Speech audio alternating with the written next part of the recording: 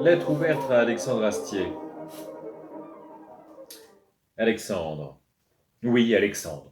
J'aurais pu opter pour un monsieur Astier, un maître, Dieu même, pourquoi pas. Puis je me suis fidèlement dit qu'Alexandre, c'était plus simple, plus direct et moins déférent, tout en conservant le respect dû à votre...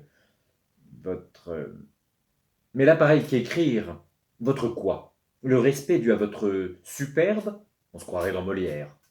À votre génie, si ce compliment arrive à vous flatter, cela voudrait dire que votre estime, ou devrais-je d'ailleurs dire votre surestime, a pris le pas sur votre modestie, et donc que vous ne mériteriez pas le dit compliment. Excusez-moi. Partons donc sur talent. Oui, le respect dû à votre talent.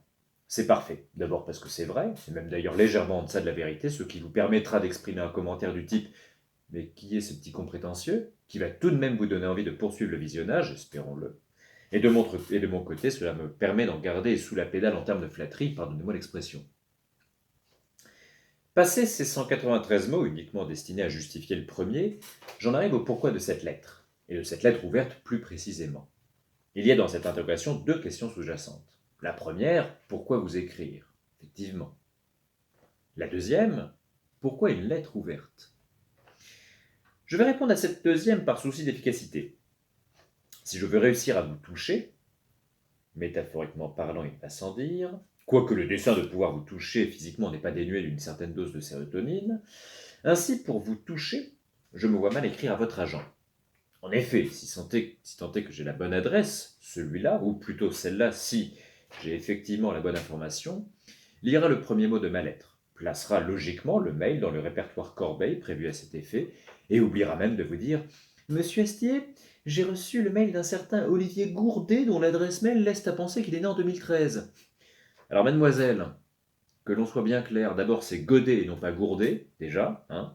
Ensuite, si mon adresse mail est olivier.godet.13@gmail.com, je répète olivier.godet.13@gmail.com, ce n'est pas parce que je suis né en 2013. J'aurai 6 ans. C'est complètement con. Mais bien parce que mon chiffre porte-bonheur est le 13. Voilà pourquoi une lettre ouverte. Parce que vous n'êtes pas simplement un nom sur une boîte aux lettres, une étoile verte sur un costume sombre, un seigneur breton entouré de burnes armoricaines. Les Américains ont eu leur Mohamed Ali, les Irlandais ont eu Alex Higgins, les Gaulois auront désormais leur propre People Champions.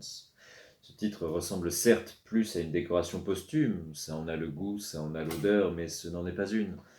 Bon, maintenant que vos pompes ressemblent à la Galerie des Glaces, en costume, perruque, pourpoint et rein grave, pour ne rien vous cacher, la vraie raison de cette lettre ouverte reste que je n'ai pas votre adresse mail en fait.